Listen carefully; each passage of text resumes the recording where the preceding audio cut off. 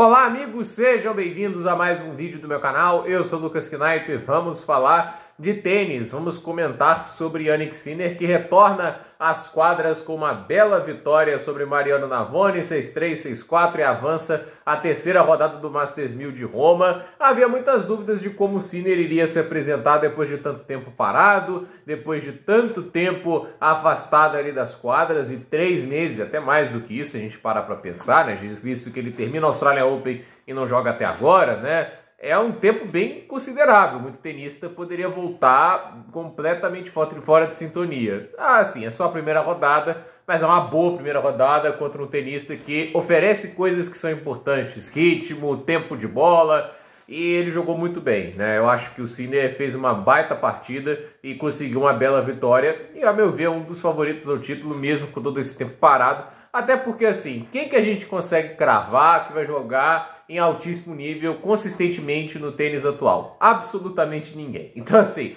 tirando o Sinner, eu acho que hoje você não tem muitas garantias. O próprio Carlos Alcaraz, que a gente sabe ser um talento absurdo, ele oscila, ele tem momentos ruins, ele tem derrotas muito evitáveis. Então, assim, a gente lembra da Sunshine Double dele, né? Ele até vai bem em Indian Wells, mas ele era o grande favorito ao título e caiu nas semifinais pro Draper. E aí, na semana seguinte, em Miami, ele cai na estreia pro Goffin.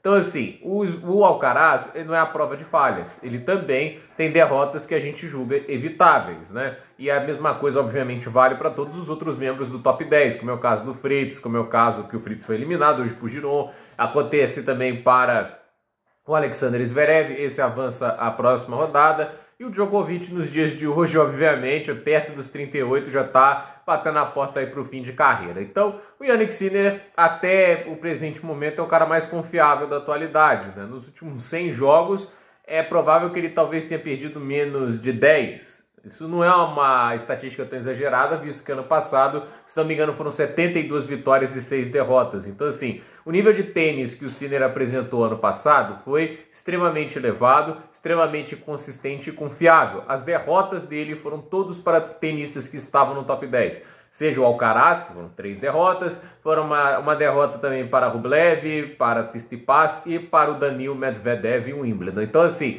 ele não perdeu para ninguém fraco, entende? Ele perdeu para gente, inclusive todos eles em superfície, ou que jogam muito bem, ou que o italiano parece ter um pouco mais de dificuldade. Por incrível que pareça, né, todo mundo imaginava que ele iria dominar a grama, mas a grama talvez pro italiano ainda seja um obstáculo para algumas maneiras de jogar, entende, né? Que faz com que ele tenha que escolher um pouco mais de colocação ao invés de usar velocidade e esse peso bruto que ele coloca no jogo dele, né? Então, assim, eu acho que o Sinner, ele tá, obviamente, sem tanta pressão para jogar Roma, apesar das expectativas baixas dele, né? Ele jogou solto e jogou bem, tá na frente da torcida dele, ainda é número 1, não perdeu absolutamente nada em termos de posição e status num período que estava afastado, ainda está entre os 8 primeiros da corrida para Turim, atrás apenas de Zverev, Draper e Alcaraz, ou seja, ele é o 4º colocado. Então, assim, do que poderia ter sido a punição, do que poderia ter sido esse período, ele ainda está muito bem posicionado. E vale lembrar, ele pode terminar esse torneio na posição de número 1 da corrida para Turim. Se ele é campeão,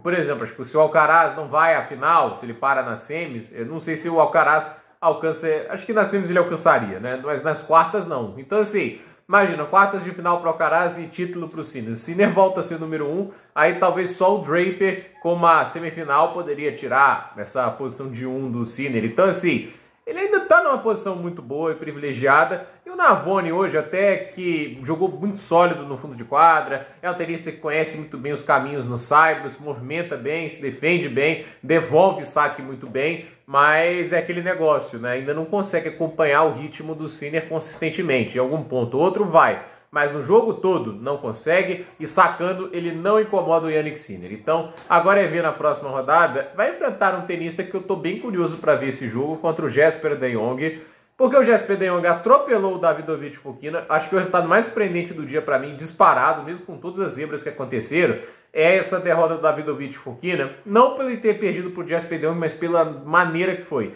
O Jesper de Jong venceu o Fokina em 6-0, 6-2. Isso não é um exagero, uma hipérbole que eu fiz aqui. É 6-0, 6-2.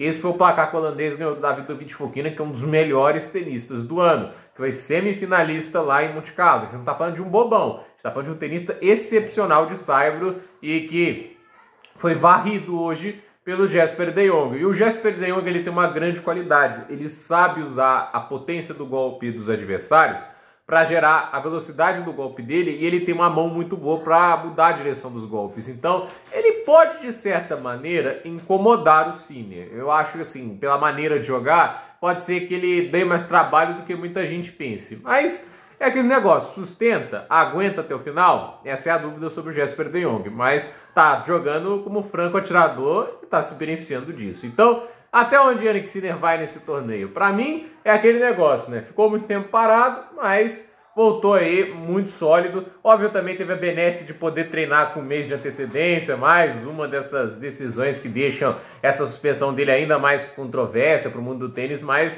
é aquele negócio, né? Só treinar não adianta, né? Se treinar te deixasse no ritmo, o Nadal teria feito um ano maravilhoso ano passado, porque ele falava que treinava muito bem, mas a gente sabe que não é só treinar. Então, gente, por esse vídeo é isso. Dúvida nos comentários, deixe seu like, se inscreva no canal, compartilhe esse vídeo e até o próximo vídeo.